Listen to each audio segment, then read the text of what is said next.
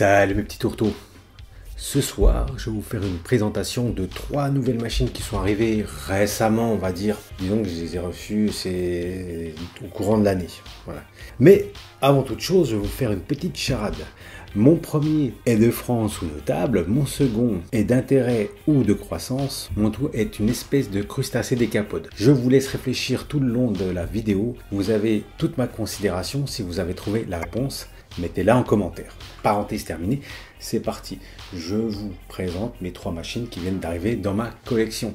Vous savez, je collectionne principalement les ordinateurs, donc il va s'agir d'ordinateurs.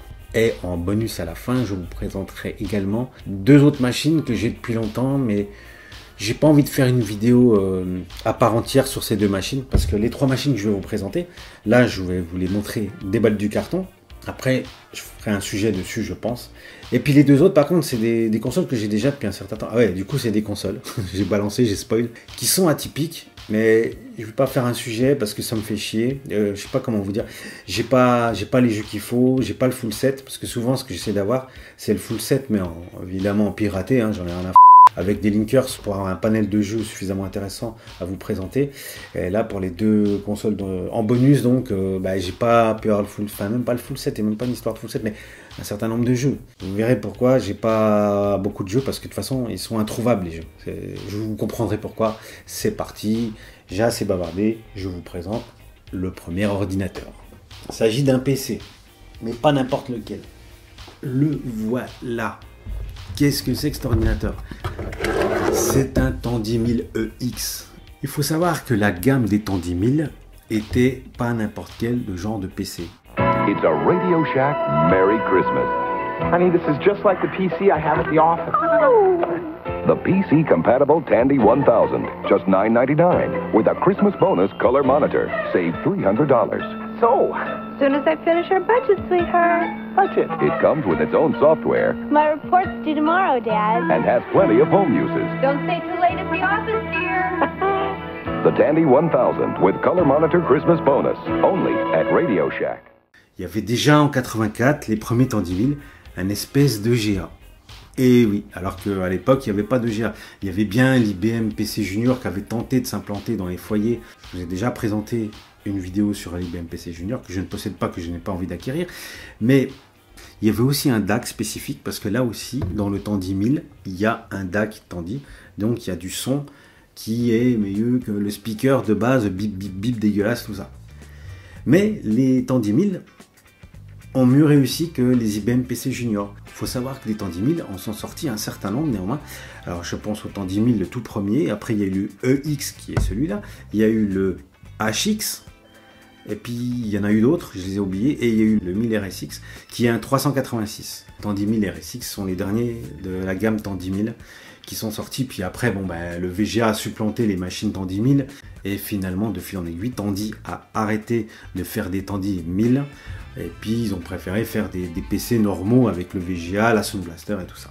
Néanmoins, en sont sortis de 84 à 91 des Tandy 1000, donc avec différents modèles comme je vous ai expliqué.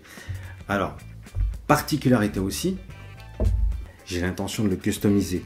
Vous voyez là, donc j'ai ouvert la trappe, je vais vous expliquer ce que je vais faire tôt ou tard en vue de vous faire une vidéo à part entière, complète, avec un bon Tandy bien boosté pour vous montrer plein de jeux spécifiques Tandy qui exploitent leur GAE qui s'appelle TGA en fait, et des belles musiques avec le DAC Tandy. Je me rappelle par exemple Speedball 2, il est pas mal du tout sur Tandy, franchement il est bien. Il y a même une version d'Outrun, qui est la version PC qu'on connaît, donc pas en EGA mais en TGA, mais c'est pareil, c'est de l'EGA, mais avec des belles musiques, un bon son, des voix digitalisées et tout.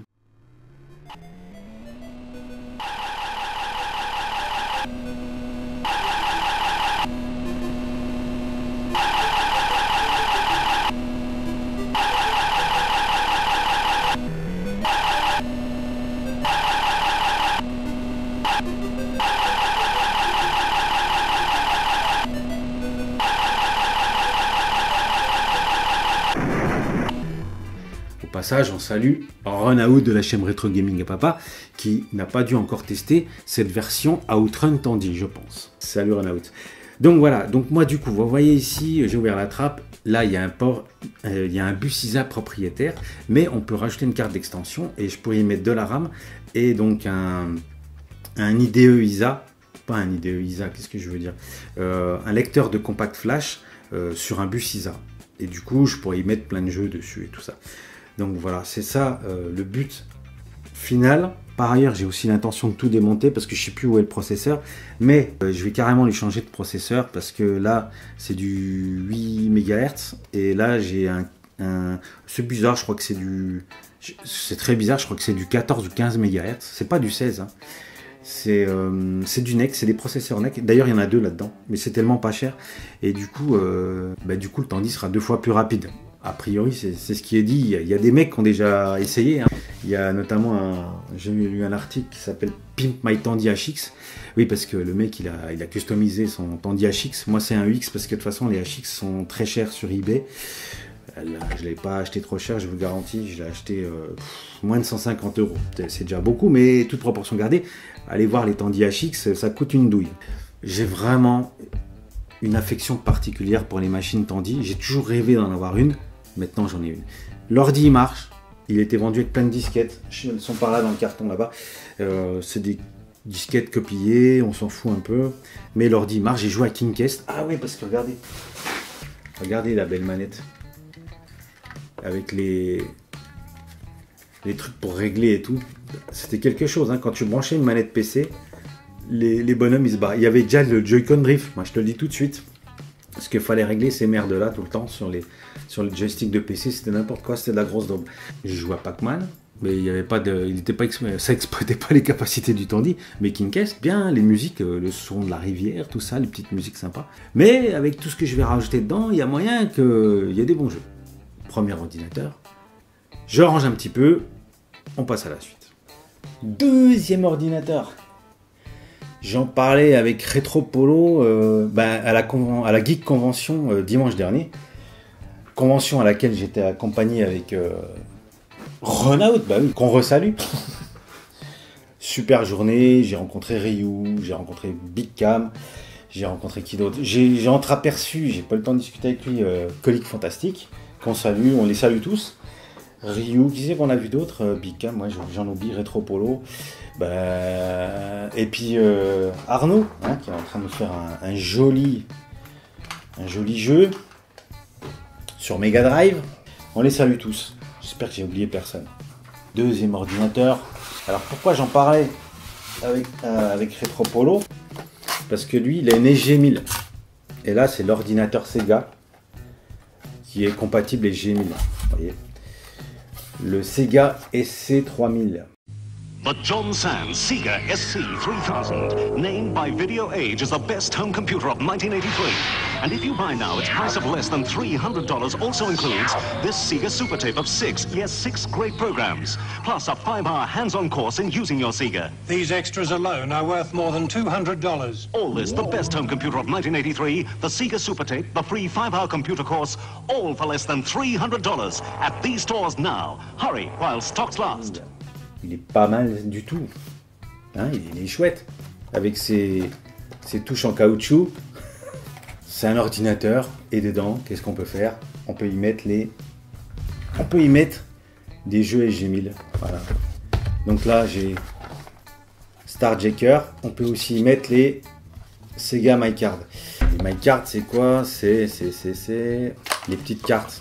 C'était les U-Card avant l'heure. Mais je pense que la meilleure expérience de jeu, si vous voulez pas vous faire chier, c'est de jouer sur une Master System, de préférence une japonaise. Vous savez, la japonaise qui a la gueule d'une Sega Master System, comme ça vous aurez le FM Unit là, et puis tu auras les manettes Master System, parce que franchement les manettes, là en l'occurrence c'est du SC3000, je sais pas la gueule des manettes SG1000, mais si c'est comme ça, j'ai joué à Starjacker, c'est nul, c'est fin nul. C'est difficilement jouable. Moi, j'ai pas pu jouer. Donc ça, c'est quoi? C'est Hang-On, je crois. Ouais, c'est Hang-On. J'ai pas pu jouer à Hang-On. Pourquoi? Parce que j'ai pas le card catcher. Parce que là, j'ai pas d'emplacement pour insérer la carte, la Sega MyCard. Mais avec le card catcher, on met la carte dans le card catcher. on l'insère ici et on pourra jouer au jeu Sega My Card. Je vais acheter quelques jeux et pour Noël d'ici là, je pense vous faire un sujet à part entière sur le Sega SC3000. Et voilà, c'est parti. Next, je range et je suis à vous tout de suite. Non, c'est pas un ordinateur. C'est juste un petit morceau. Je vous expliquerai ce que c'est. Là, c'est lourd. Là, c'est du lourd. Puis c'est le dernier en même temps, hein, donc forcément, je vous montre. Ce qui, en mon sens, est quand même le plus impressionnant à mes yeux parmi ces trois ordinateurs. What is it? Vous voyez pas? Est-ce que c'est écrit là derrière? Ouais, c'est écrit là. Regarde. C'est écrit FM Towns. Donc après avoir acquis la Marty, j'ai enfin l'ordinateur que je voulais à tout prix récupérer. J'ai un ordinateur FM Towns. Voilà. Et en plus, je voulais le premier modèle, donc le modèle 2F. Oui, je sais pas pourquoi c'est le modèle 2F, mais c'est le premier modèle. Le modèle où le CD s'ouvre frontalement, vous voyez? Avec tout un tas de... Regardez devant, c'est magnifique. Par contre, vous allez voir, c'est cassé. C'est cassé, mais ça marche. Donc, grosse désillusion. J'étais dégoûté quand j'ai vu que c'était cassé parce que moi, je l'ai acheté à la base, il n'était pas cassé. Hein. Donc, du coup, j'ai dû négocier avec le revendeur. J'ai dit, mec, pour moi, c'est du junk. Même si ce qui ne sait pas, c'est que ça marche. Je lui ai dit que ça marchait pas. C'est pas bien, je suis un... Mais bon, qu'est-ce que vous voulez? J'étais tellement dégoûté parce que je l'ai acheté assez cher quand même. Et du coup, ça m'a vraiment emmerdé que le CD soit pété. Mais c'est juste, c'est juste du cosmétique. Le CD, il tourne, il n'y a pas de souci. Et du coup, ça n'a pas été facile parce que pour ceux qui connaissent, il fallait avoir l'écran spécifique avec l'ordinateur. Et je ne l'ai pas. Et il y a aussi le clavier. Et le clavier, je ne l'ai pas non plus. Mais n'empêche que j'ai pu l'allumer. J'ai foutu un CD dedans. Et si j'ai pas l'écran... Comment j'ai fait? Il a fallu que j'achète ça. Voilà. Donc ça, c'est un adaptateur VGA. Et puis j'ai une rallonge de VGA là-bas. Donc du coup, adaptateur VGA et sortie vidéo du FM Towns ici là. Moi, je ne vais pas vous le brancher. J'ai mis un CD. Qu'est-ce que j'ai foutu d'ailleurs? Je ne sais même plus. Ah oui, il a fallu que je regrave un CD à l'arrache parce que j'ai tous mes jeux chez ma mère. Et du coup, le CD a booté parce qu'en fait, dans l'ordinateur, il y a Towns OS et Towns OS. Dès que tu mets un CD, ça boot, hein, il n'y a pas de souci. Il m'a même pas engueulé qu'il manquait un clavier ou quoi que ce soit, ça a tourné. J'ai téléchargé la démo de Psygnosis. C'était la démo commerciale du FM Towns. Voici le FM Town, le nouvel ordinateur japonais qui arrive bientôt en Europe et qui pourrait faire très mal. Le FM Town, le voici. Il se présente sous la forme d'une unité centrale, à droite, relié à un moniteur et à un clavier. Les touches disposées sur l'avant de l'unité centrale servent essentiellement à contrôler le lecteur de CD-ROM. Ce lecteur, au centre de la machine, permet d'utiliser des disques comparables aux CD musicaux. Sur ces disques, il est possible de stocker 1200 fois plus d'informations que sur une disquette traditionnelle. Super ordinateur, le FM Town se connecte aussi bien à un caméscope qu'à une chaîne stéréo ou à une télévision pour récupérer des images, les stocker et vous permettre de les manipuler selon votre bon plaisir. Il est capable de jouer mieux qu'une Super Famicom et est plus puissant qu'un ordinateur PC pour toutes les applications professionnelles. Les deux lecteurs de disquettes, en haut de la machine, permettent d'ailleurs d'utiliser la plupart des logiciels déjà existants aujourd'hui sur des ordinateurs moins puissants. La manipulation du FM Town est aussi simple que celle d'un lecteur de compact disques musicaux. Actuellement, 130 éditeurs japonais, américains ou européens développent des logiciels pour le FM Town. Nous vous avons montré la semaine dernière quelques images du simulateur de vol sur lequel travaille la société Psygnosis. Voici aujourd'hui la fin de la séquence qui se termine par la destruction d'un missile.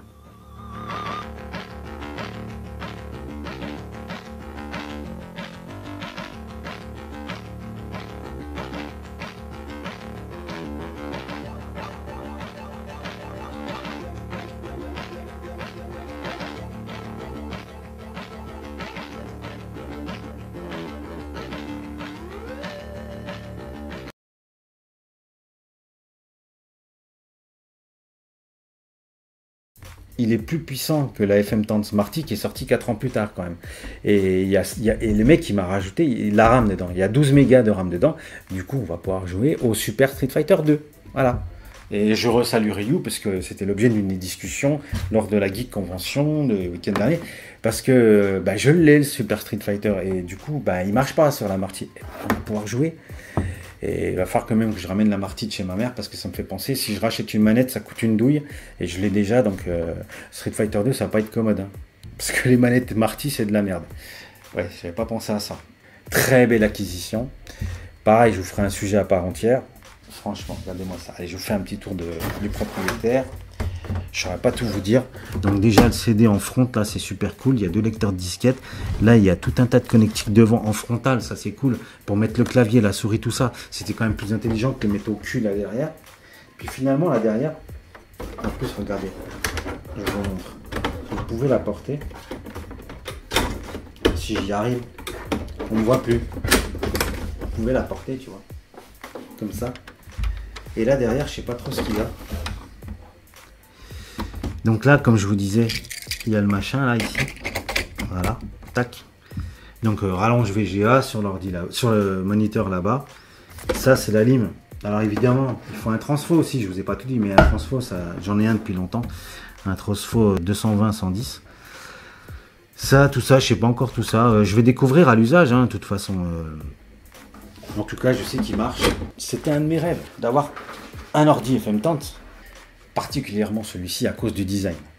C'est un peu aussi parce que c'est le premier, mais aussi à cause du design. Les autres sont plus standards, c'est un peu des desktops, des ordinateurs desktop de PC. Voilà les 3 machines que j'avais à cœur de vous présenter, vous voyez. Certes, c'est vraiment des présentations sorties du carton. Vous avez bien compris que je vais vous faire un sujet individuel pour chaque ordinateur concernant ces machines-là. Maintenant, en petit bonus, je vais quand même parler rapidement de 2 autres machines. C'est des consoles. Ça fait longtemps que je les possède. Et il se trouve que je ne veux pas faire de vidéo sur elles parce que ça me saoule un peu. Il y a déjà LMB qui a déjà fait une vidéo très sympa. Donc je vais parler tout de suite de la première. Je vais parler de la IQ.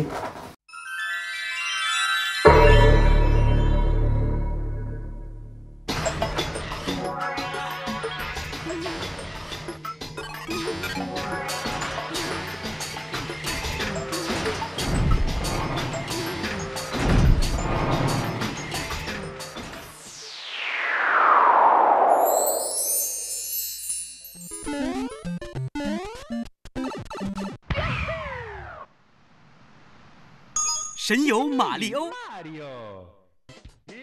全球销量第1的游戏系列，20年畅销不衰的秘诀，创造1亿7000万份销量的天皇巨星就是马里欧。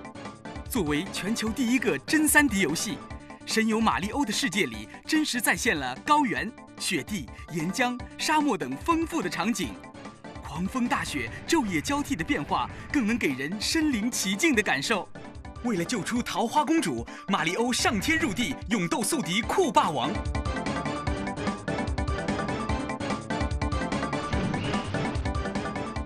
这是一个360度的自由世界，没有任何事物束缚你的大脑与想象，用你的智慧征服所有的困难。无拘无束的大冒险，尽在神游马里欧的世界。Vu que j'avais jamais fait de vidéo sur la IQ, je vous en parle rapidement.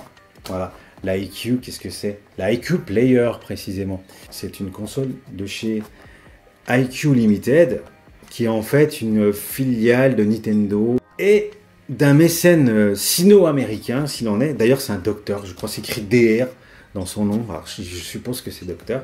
Ils ont eu l'idée de sortir la console IQ. Donc, en fait, c'est ni plus ni moins qu'une Nintendo 64, mais complètement miniaturisée. Le but avoué de Nintendo, c'était vraiment de s'implanter sur le marché chinois, et vraisemblablement, ça n'a pas tellement marché. Néanmoins, je vous la déballe rapidement, parce qu'elle vaut le coup d'œil finalement, quand même.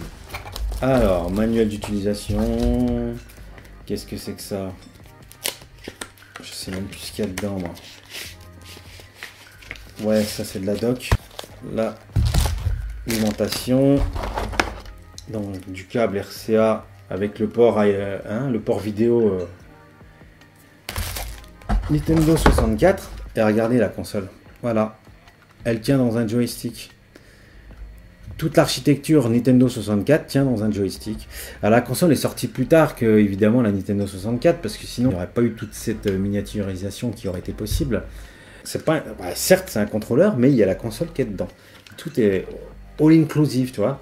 Alors, singularité de cette machine, je sais pas comment je vais faire. Voilà, c'est ça que je cherchais. Ça, c'est la cartouche.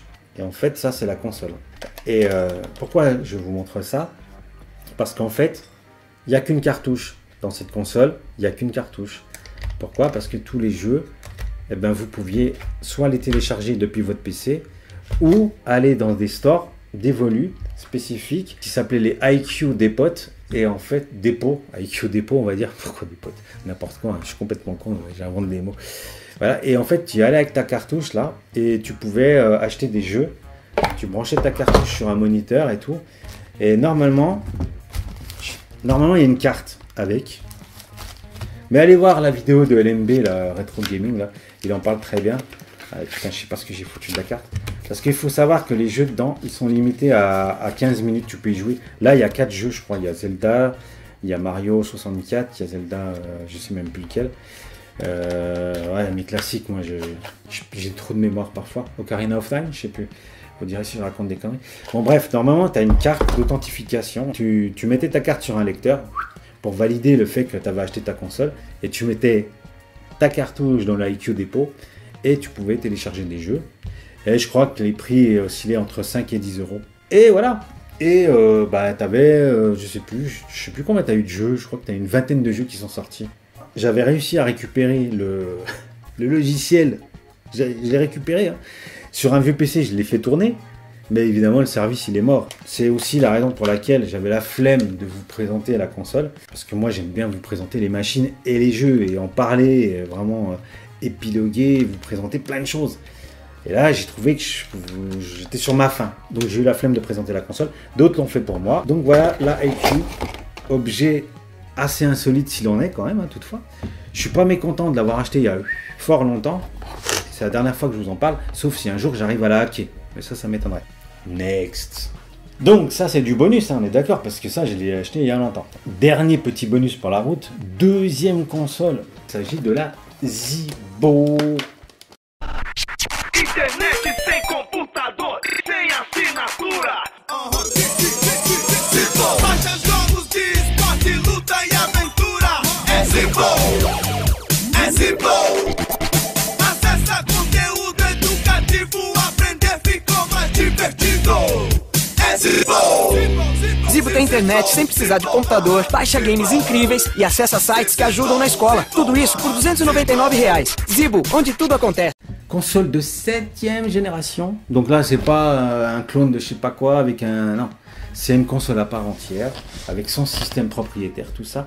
Console de Tectoys et de Qualcomm, fabriquée au Brésil. Tectoys avait aussi l'intention de s'implanter sur les marchés émergents en créant cette console magnifique de 7e génération. Est-ce que ça a marché? Pas tellement, sinon on l'aurait su aussi. Donc du coup, elle est sortie en 2009. Donc si c'est une console de 7e génération, c'est aussi balèze que la PS3. Détrompez-vous, détrompez-vous. Et justement, c'est un peu pour ça que j'ai pas envie de vous la présenter, parce que vraiment les jeux, bof quoi. Bof, bof, bof. Et en plus, c'est pareil, c'est du full démat. Voilà. Et là, le service, il n'existe plus. Donc le service était inclus, hein. Il y avait une interface. C'est du Wi-Fi, c'est du Wi-Fi je précise. Et donc du coup tu avais un service, tu le branchais sur l'IHM machin. Et là il n'existe plus le service, donc tu peux plus acheter de jeux, tu peux plus rien faire. Et dedans il y a quelques jeux qui sont inclus d'ailleurs. Excusez-moi pour le grincement. Vous avez trouvé la charade? N'oubliez pas dans les commentaires. Facile hein. Donc voilà. Voilà la console. Qu'est-ce que je disais? Oui, le service il marche plus. Je sais plus qu'est-ce qu'il y avait comme jeu. Ah ben, on va aller voir là, il y a un petit catalogue. Et le service marche plus, tu peux plus télécharger les jeux. Et par contre, j'ai le full set, j'ai téléchargé le full set, j'ai trouvé le full set sur internet. Le problème c'est que pour la hacker, il faut un dongle JTAG. Alors j'imagine qu'il faut démonter la console parce qu'il doit y avoir une nappe, enfin équivalent, enfin un bus JTAG, quelque chose comme ça, j'imagine, je suppose. Et puis après, j'ai trouvé le logiciel, j'ai le kit de développement, j'ai tout ça. Mais bon, voilà, j'ai pas envie de la démonter en fait. Franchement, je préfère la laisser comme ça. Elle marche, elle est fonctionnelle, elle est nickel. Elle marche super bien. Et je me suis quand même aperçu que les jeux étaient pas très lourds. Ce qui m'a laissé à penser qu'effectivement, quand tu regardes bien, rétrospectivement, dans les marchés émergents, parce que la console est sortie au Brésil, certes, mais pas que. Elle est sortie en Inde, elle est sortie en Chine. Et puis j'ai oublié les autres pays, mais ça n'a pas marché. Il faut savoir qu'en fait, pourquoi les jeux étaient petits? Parce qu'en fait, l'Internet, il était lent. Donc, il ne pouvait pas faire des gros jeux d'enfoirés de la taille d'un CD-ROM. Et je ne sais même pas si la mémoire, elle pourrait, la mémoire morte là-dedans, la ROM, si elle pouvait contenir beaucoup de gigas. J'en ai aucune idée d'ailleurs. Mais je sais qu'il y a 58 jeux sont sortis et que les jeux, ils font entre 7 et 15 mégas, ce qui est assez peu finalement. Déjà, quand j'ai vu la gueule de mes jeux que j'avais qui sont dedans, inclus dedans, j'ai trouvé que c'était de la merde. On va dire que c'est mieux que la PS1, mais moins bien que la PS2. Mais après, quand tu vois la taille des jeux, sauf qu'il peut. Donc du coup, finalement, voilà, tu vas jouer à Need for Speed Carbon, il n'est pas joli. Tu vas jouer à FIFA, bof, quoi. Bon, en plus FIFA, j'en ai strictement rien à foutre.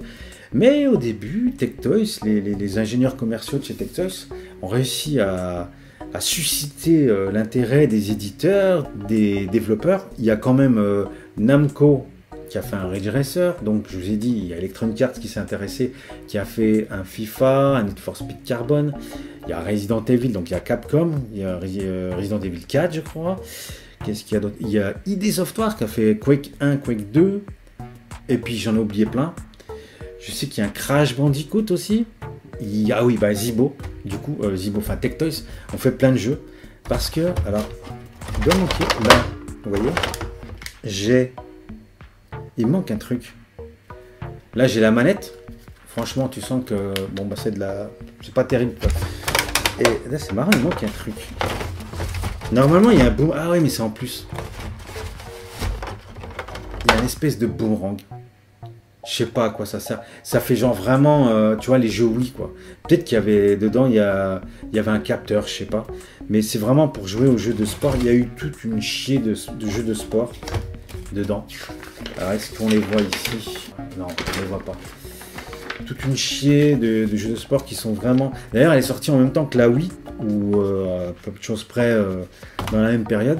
Et tu te demandes s'ils ne sont pas inspirés de tous les jeux de sport Wii, genre le golf, le tennis. Moi, j'ai un jeu de volley dedans. Voilà, quoi, c'est des jeux Wii. Mais des jeux Wii vraiment minimalistes, quoi. Au final, j'étais très déçu.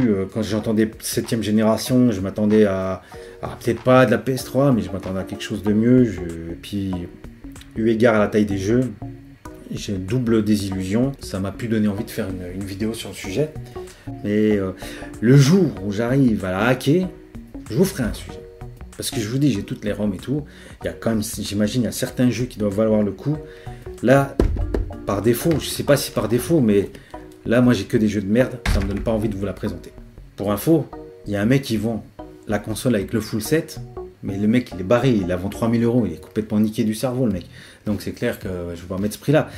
Comme je vous dis, les deux consoles-là, je les ai achetées il y a longtemps, heureusement, parce que maintenant, quand tu vois les prix sur eBay, c'est du grand n'importe quoi. C'est comme ça, que voulez-vous. Et je les ai achetées il y a 4-5 ans, celle-là. Fort heureusement. Et la IQ, 80 €, je l'ai achetée. Tout le monde s'en branlait. Allez voir sur Internet, maintenant, c'est du grand n'importe quoi. J'ai pas fait de l'acheter avant. Mais bon, si on va par là, il y a plein de choses que j'aurais dû acheter avant.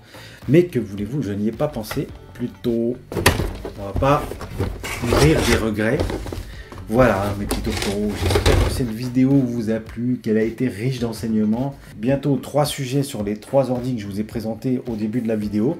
Et le reste, si j'arrive à les hacker, je vous ferai une vidéo. Mais n'y comptez pas trop quand même, hein, voilà. Mais par contre, attendez-vous prochainement à avoir une vidéo sur le SC3000. Parce que je pense qu'à Noël, je vais m'acheter quelques jeux. Et j'ai déjà le card catcher qui est en cours de... Il va arriver là. Hein, je l'ai commandé il n'y a pas longtemps. Donc ça, c'est imminent. Sur ce, mes petits tourteaux, il ne me reste plus qu'à vous saluer. Et encore un gros big up à tous les mecs que j'ai vus donc à la Geek Convention. Donc Runout, allez voir sa chaîne. Retro Gaming à Papa. Ryoshi, allez voir sa chaîne. Ryoshi. Big Cam, allez voir sa chaîne. Big Cam Gaming, je crois. Retropole, allez voir sa chaîne. Et Colic, que j'ai pas eu le temps de discuter avec lui, allez voir sa chaîne aussi. Sur ce, mes petits tourteaux, bye bye, salut.